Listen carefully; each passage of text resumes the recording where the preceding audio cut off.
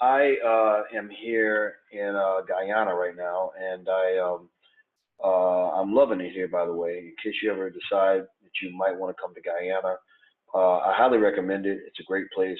There are a lot of great people here. Lots of black people here. It's very, very, very black.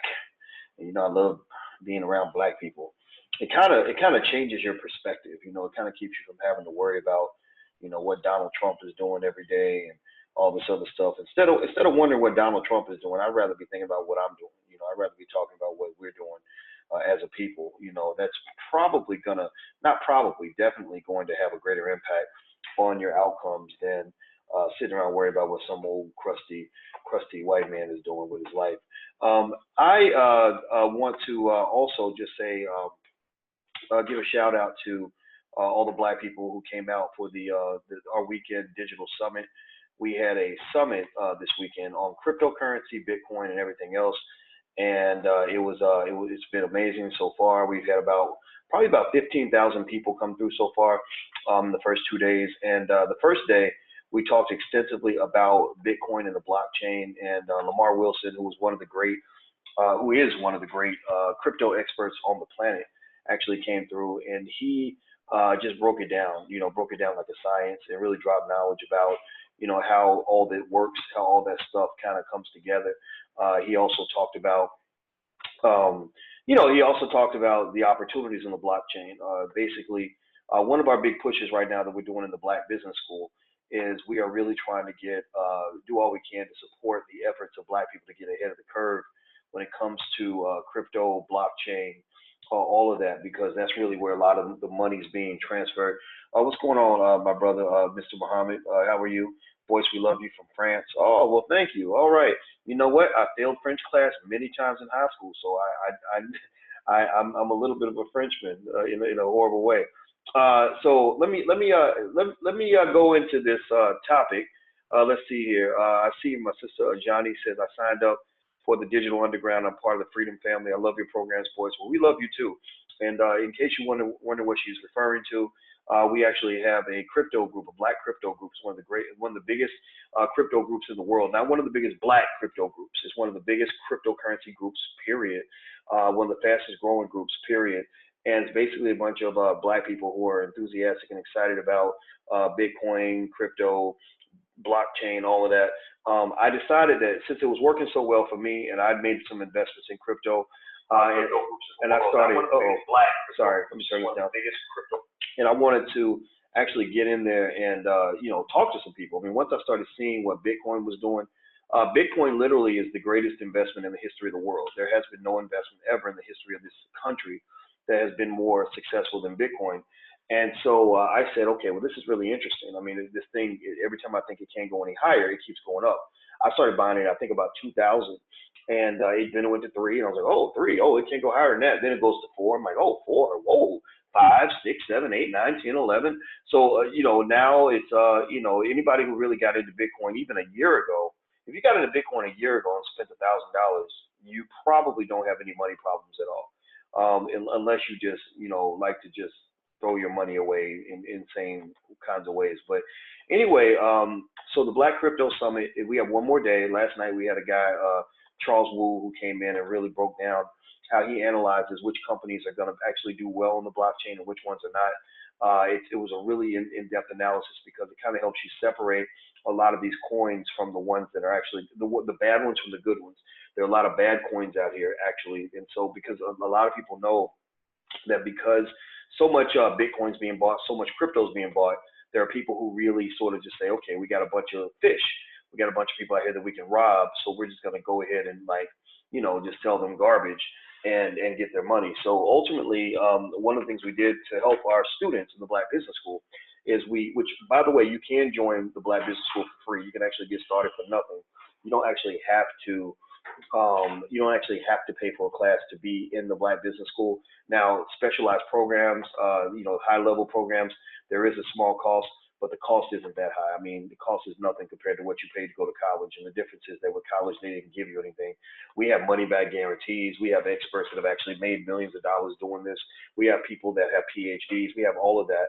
The universities don't have that. Universities cannot give you a money back guarantee, because if they gave money back to every person who got their degree and didn't get a job, they will all go bankrupt because they don't have that much money to give away. So rather than jumping into the student loan crisis further by going back for a second degree, what we're telling our students is, if you don't have your first degree, consider coming to the Black Business School. If you don't have your second degree yet, then come to the Black Business School. We can actually train you on the things that people are doing right now to really do well in the world.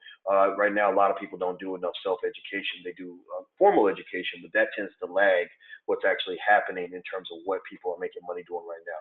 So anyway, with that being said, let me talk about this topic a little bit. I want to start off by basically saying, kind of giving a little caveat that probably isn't going to work. I mean, if you are a religiously committed devotee to Barack Obama to the point where you're not rational in your analysis, and that you have no ability to sort of be rational and balanced in your assessment of him, then this isn't going to work for you. You're going to get mad at me. You're going to say, "Fuck you, Boyce, you're full of shit. I hate you. How you hating on Obama? You a bad person, blah, blah, blah." Well, I'm going to say this. The reason I'm even confronting this issue is because I don't really care as much about worshiping any politician as much as I care about those poor Africans, those poor Black people who look just like me and you, who are being enslaved. A lot of us were angry over Black men being shot in the street by the cops. Well, this is far worse than that. This is worse than being shot, by a cop. This is being sold as a slave when you did nothing, absolutely nothing wrong to even partially justify your position. And so what I'm saying to you is not so much that you have to hate Obama for this Libya situation. In case you don't know, they're selling slaves in Libya. They're selling Black slaves in Libya. You don't have to hate Obama for this situation. But what I will say is that I observed that there was an article in which they blamed Hillary, but they didn't blame Barack. And I was like, well, but wait, Hillary worked for Barack. Hillary couldn't do nothing without Barack's permission. Hillary was a member of the Obama administration. The Obama administration it was not the Hillary administration. It was not the Clinton administration. It was the Obama administration. So if somebody working on your behalf, does something and you are fully aware of what's happening and you don't say, stop that, don't do that, then does that not make you somewhat accountable to what actually occurred? Now, I'm not sitting here trying to say that Obama is a horrible person and that Obama wants to, just go out here and just hurt Black people. I'm not saying that at all. I don't know the man. I don't live too far from him in Chicago. I will say that, but I don't know this man. I only know people that know him. But I will say this, I know a lot of Black people I'm talking about woke Black people who really, truly are woke. I'm talking about truly pay attention to what's happening in the Black community, not just down the street, not just on TV, not just in Hollywood, but actually around the world. And I'm going to tell you, a lot of the woke Black people I know are they literally, I talked to a very intelligent Black woman not too long ago, a professor, and she said, I really liked Barack Obama until he took down Gaddafi in Libya. When he went in and took down Gaddafi, that was when I lost all respect for him. And I'm not saying I felt that way. It wasn't that I lost respect for him. I didn't lose respect for him. I just never worshiped him in the first place. I endorsed him before. It's funny. It's like, let's say that my support for Obama was like a level 7.5. And Black folks, when we were excited, we were a level 14. When we didn't like Barack, when we thought Hillary was going to win, Black people were like a level 2. So when Black people were at a level 2, I was considered an Obama enthusiast because I was at a level 7.5. Everybody else was at a level 2.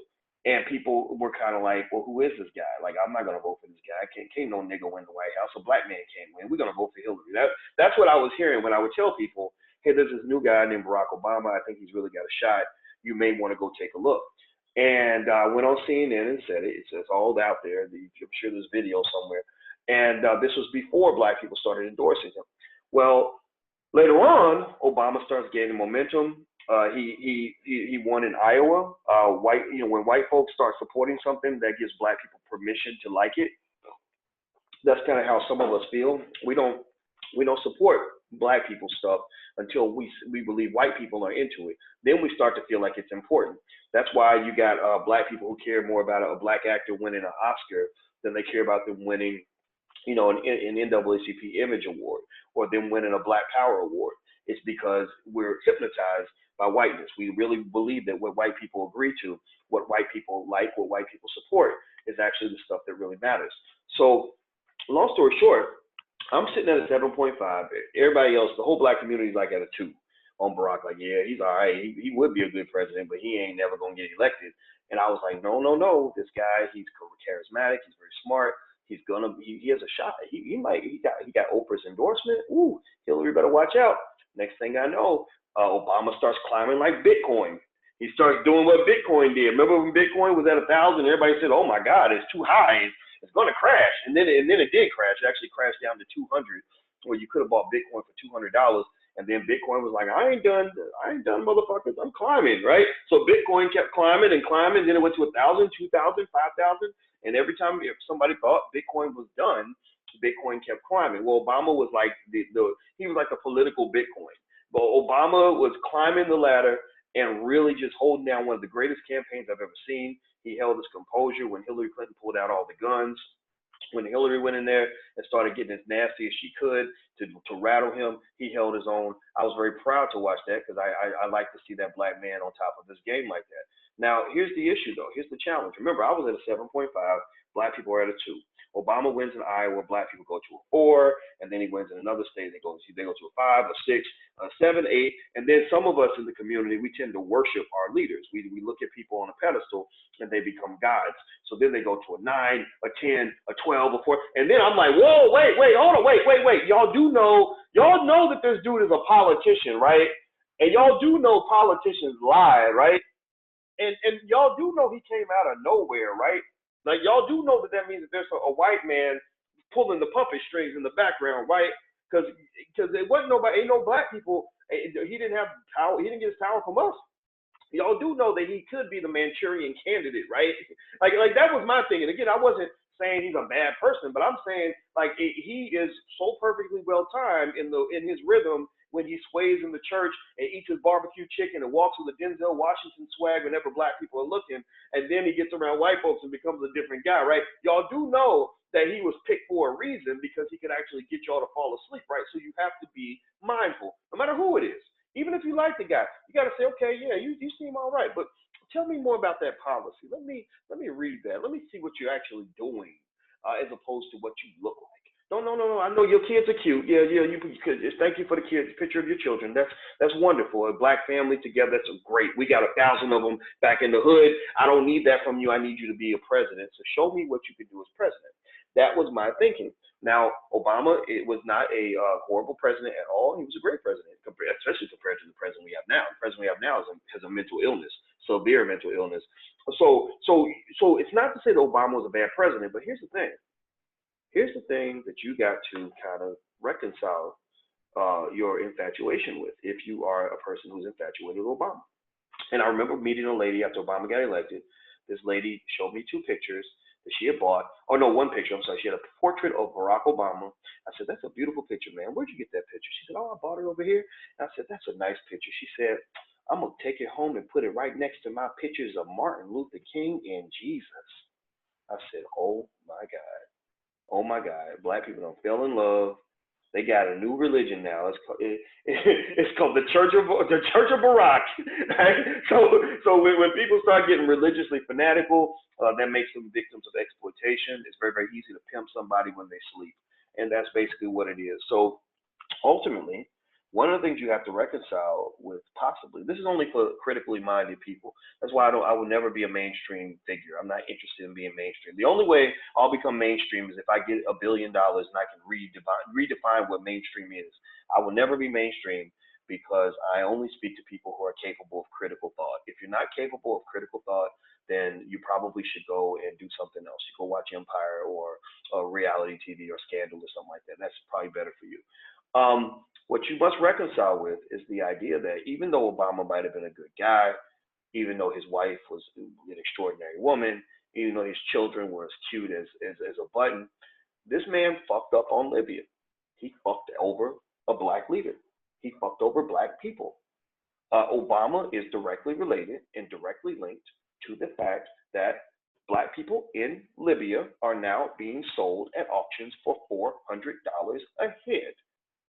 He is directly connected to the very same slavery institution that you talk about when you talking about reparations and white privilege and racial discrimination and white supremacy and all the things that happened to your ancestors in America. The only difference is that it didn't happen in 1808. It's happening in 2017, 2018, and will probably happen in 2020 because ain't nobody got the ability to go into Libya and change what the gangsters are doing in Libya right now. Right now, Libya is a failed state. That means that basically they have no real government.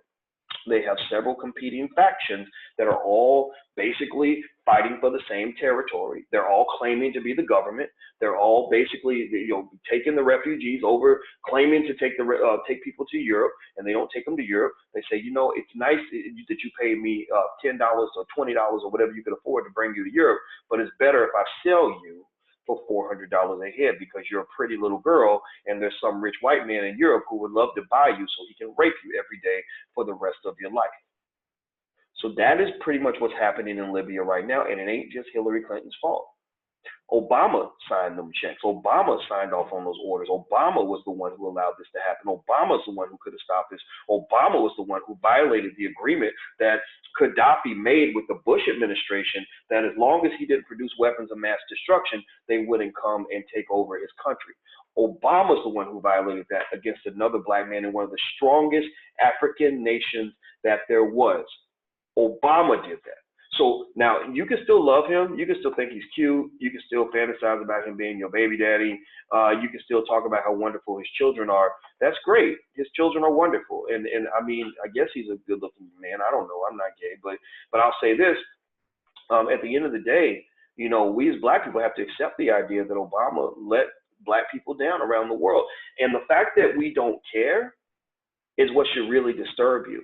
The fact that we as Black Americans, we will get really upset if we see somebody get shot by the cops. Even if the person was committing a crime, they could have did anything. We'll still get mad because we know the cops are dirty, half the damn time. We know how the police gang works. They are a police force, a gang force. We will get upset about that. But you'll see a story about Africans being sold into slavery, and your sensitivities are down. You don't care. You're like, well, it's bad, but Rock he sure was a good president. I'm just here to say to you that we have to sort of come to terms with this. There was a great article written by David Love on the Griot. David, I admire, I respected the courage it took to write this article. And he wrote it in an almost apologetic way, like, I'm so sorry, black people, for making it appear that I've dismantled your hero. I'm so sorry that I'm sort of peeing in your Kool-Aid right now. But he's like, look, I mean, if you really care, you got to make a decision. Who do you care? What do you care more about? Do you care more about worshiping this man for no good reason? Or do you care more about dead black people or black people being put into slavery? And so I'm trying to find this article. I want everybody to see it. It went to this subscription page. So let me go back here. All right, and grab this. Here we go. All right. Yeah, I heard my homeboy Byron Allen. He's not my homeboy, but we know of each other. Byron Allen bought the Griot, and I like Byron. Byron's not scared to tell the truth, and I think that's why this whole story got published. If this was still NBC, I don't think it would have got published. I think they would have blocked the story. But basically, he says because they don't really want the truth, they kind of want propaganda. All of them do. All the liberals and conservatives. It says it's the 21st century, and African migrants are being bought and sold by smugglers in Libya, like Kunta Kinte, except it's 2017. Modern day slavery is a reality in the North African nation, and sadly for the Obama administration must take its share of the blame for this. The Obama White House's hand in getting rid of former Libyan dictator Muammar Gaddafi paved the way for lawlessness and corruption. So he goes further down. I'm gonna read more. I don't have time to read the whole article. We're about to go out for a little bit. UN Secretary General Antonio Guterres reacted with outrage, condemned the atrocities, and called for action as protests have erupted in Paris and other cities. Let's keep going. Consider that Libya has been a failed state since Gaddafi was thrown out of power and killed, a casualty in a regime change orchestrated by the Obama administration. He did pretty much what every white president before him has participated in. The CIA and these other organizations go and they overthrow governments that they don't like, and then they want to. They don't understand why the rest of the world hates them so much. So this is not to say that Gaddafi wasn't problematic, a strong man and a dictator, but the U.S. always likes their dictators in the Middle East, the Third World, and elsewhere until they don't. So that comes down to whether or not you're giving them a cut of the money. The United States government, unfortunately, they're a pack of thugs. They pretty much go to countries around the world and say, oh, you got oil over there? Well, hey, how about this? You help us go in there and get your oil for cheap or for free. We're not going to come in there and beat your ass. You know, it's like a bully that says, oh, you got some lunch money in there, $20. Okay, well, you give me 10 every morning, and I won't beat you up. But if you don't give me the 10 one day, then I'm gonna find some reason to pick a fight with you, and I'm going to jack you up in front of the whole school. And that's pretty much what the United States government does. In 2003, Gaddafi reached a deal with then President Bush, where the Libyan strongman agreed to get rid of his weapons of mass destruction, and in exchange, the U.S. would not oust him. All bets were off in October 2011. That's when Obama was president, when the U.S. and NATO-backed forces began bombing and overthrew Gaddafi. Hillary Clinton, she gloated in the death of Gaddafi. She said, we came, we saw, he died, said then Secretary of State Hillary Clinton, who pushed for the regime change. This created a vacuum, which allowed ISIS to cross the country's porous borders and gain a foothold. Armed militias, as many as 1,700 of them, looted Gaddafi's arsenals, and now they're running things. The basket case nation has competing parliaments and 3 rival governments. As a result, oil-rich Libya, which had free education and health care, was one of the most prosperous nations on the African continent, is now looking like a lawless, failed state. In the midst of civil war and chaos in Libya, the financial breakdown, the security collapse, is the mass migration of people through Libya on their way to Europe via the Mediterranean. Libya is the primary conduit for African refugees making their way to Europe, fleeing poverty, and civil war in their home countries, with 150,000 people making the journey each year for the past 3 years. In the last 4 years, over 3,000 refugees and migrants have drowned. So 3,000 people have drowned and died in the Mediterranean trying to find their way to freedom, just like the Underground Railroad situation. The trafficking of humans is a big business in this environment. These refugees pay the gangs to smuggle them to Libya with hopes of a better life in Europe. So you and your children are in the middle of chaos. You don't know what to do because there ain't no police no more. Ain't no hospitals. Ain't nobody really there that's going to help you. There's no fire trucks. There's nobody. There's nobody you can call to help. So you call the people that have the power, which are the local gangsters, or the people that are, the people that have formed gangs. And they say, well, hey, we'll help you get to Europe. You got to pay us everything you got. So because you love your children, you're trying to make your children safe. You're trying to find a way to peace and safe security. You give them everything you got to take you to Europe. And instead of taking you to Europe, they lock you and your children in chains and sell you for $400 a head. That's pretty much what's going on right now. And this is absolutely atrocious. What's ironic to me, I'm not going to go into this too much more. You can go read this article. He goes into the history of the U.S. government doing this in other cities, other countries. They did it. They plotted to assassinate Patrice Lumumba, the head of the Congo. The CIA was involved in the overthrow of elected Chilean President Salvador Allende. They went after Premier Mohammed Mossadegh in Iran. Bush went into Iraq and invaded and took down Saddam Hussein. And this is ironic because the whole Iraqi invasion didn't make any sense because the hijackers were from Saudi Arabia. But they don't mess with Saudi Arabia because Saudi Arabia is a country that was considered a so-called ally of the United States government. So in a way, it's almost like the bully saying to you, hey, I need your lunch money. You say, well, I'm not going to give you my lunch money. And so the bully instead, so let's say somebody else takes the bully's money, and the bully is like, well, who took my money? And you say, well, I didn't take it, but I'm also not giving you my lunch money. So instead of going after his friend who he knows took the money, he punches you in the face instead and says, I'm punching him in the face because he took my money. When really, the reason he's punching you in the face is not because you took his money. He's punching you in the face because you wouldn't give him what he thought belonged to him. You wouldn't give him your lunch money. So we look at other countries and we say, you got oil, you got resources, give us half of your resources. And when they say, no, we're not giving you our resources, we need to take care of our own people, then what they do is they'll find some sort of what they call false flag operation. A lot of people believe 9/11 could have been a false flag operation. And if it wasn't a false flag operation, it was certainly misdirected rage from the American people. So what they'll do is they'll wait until the situation allows for it. So they'll either bomb themselves, which there's plenty of evidence all throughout American history and world history of countries doing this, where they literally will destroy, they'll go murder somebody or go blow something up or shoot down a plane so they can say, oh, they did it, right? So literally in 9/11, in my opinion, let's say the Saudis did it. I'm not going to go too deep into the conspiracy. There's a lot of people that believe the government might have did it. That part I'm not going to go into because I ain't trying to go into that debate. But let's say the Saudis did it, or that there were Saudi people, Saudi Arabian citizens who came over and blew up the World Trade Center. Well, Bush was like, oh, well, this is our opportunity to go after Saddam. That's literally what they did. And people are like, well, wait, the hijackers are in Saudi Arabia. Why are you going after Saddam? Well, because Saddam wouldn't give you his motherfucking lunch money. When he was giving you the lunch money, Saddam was cool. Go check the records. Go back a few years. Bush's daddy talked about Saddam like he was wonderful. Oh, he's a great leader. He's a good person. He's a wonderful individual. Now suddenly he's like, he's a lunatic. He's crazy. Look at what he's doing to his own people. It's all a game, man. It's all a game. So what's sad is that, all the presidents going to play this game. Obama was another one. Obama, he was cool, but he wasn't like, it wasn't, some people would say, well, maybe, was he really the first black president? I don't know. Some people might say he was just sort of like the 44th white president. I don't know. He was just as white as he was black. So why y'all all surprised when he does what the white boys did? He understands white boys very, very well. So I'm not attacking him or anything like that. I'm not trying to disrupt your religious connection to Obama and your deep affection and love for him. I know how black folks get. I know my people, and my people, when they fall in love with something, ain't no talking them out of it. And so again, I'm talking to the people who are willing to engage in rational thought.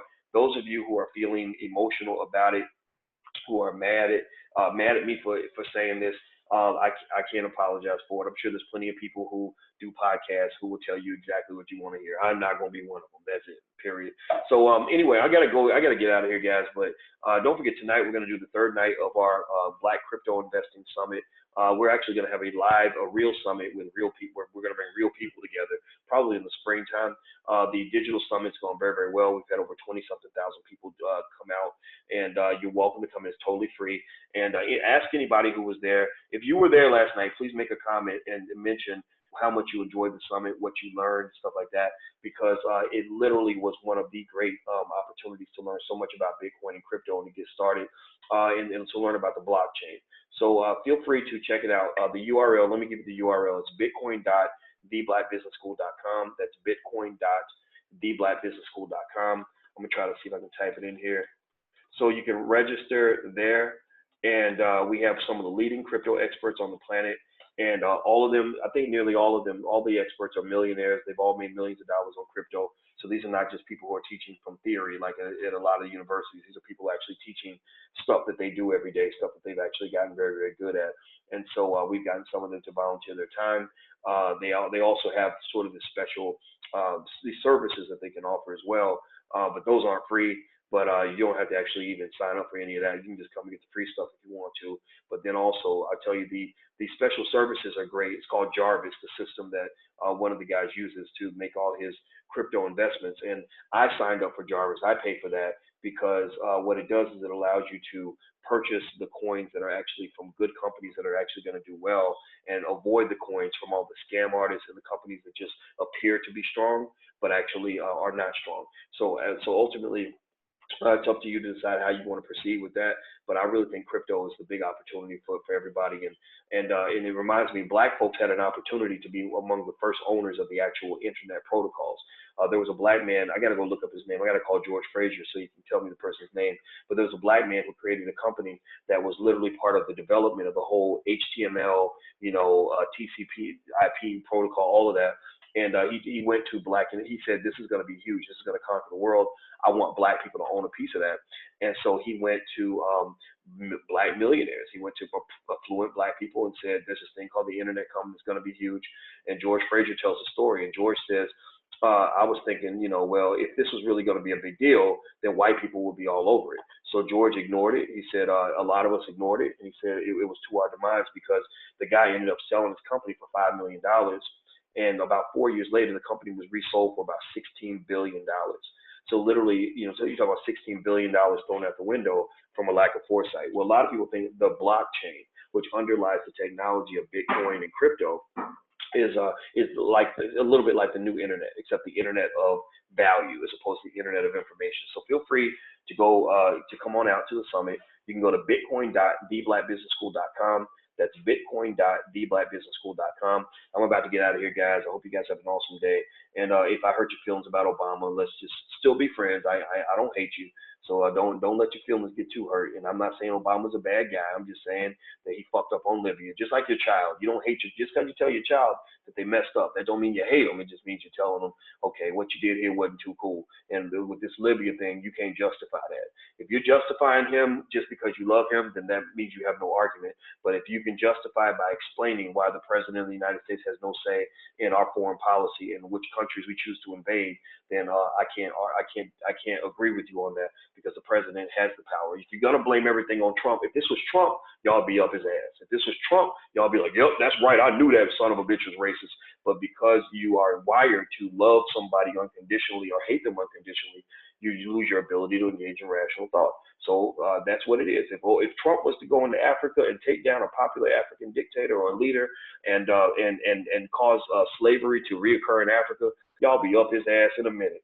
So I'm sorry. I don't care who you are, what you look like. If you're hurting black people, then I can't endorse that. So that's my position on it. That's where I stand. I'm going to get out of here, guys. Have a great day. And I'm sorry for all the cussing, but then again, I really must not be sorry because I do it all the time. So I'll talk to you guys soon. Have a great day. Peace.